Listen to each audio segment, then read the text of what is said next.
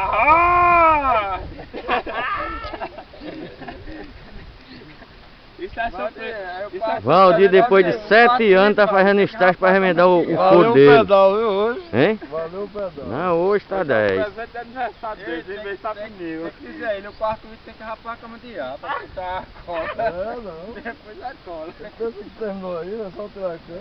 Rapaz, o compadre tá bom todo. Esse babão. Arrancar o pito, se ele não arrancar o pito. É, infelizmente.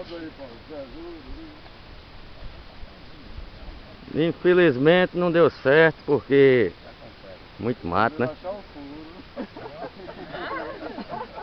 Quem atirou? Eu quero ver ficar pra fazer também. Tá só já esperando Você tá que. passando. Eu nunca remendar um pneu. Tem que encher mais a cama de ar pra tudo.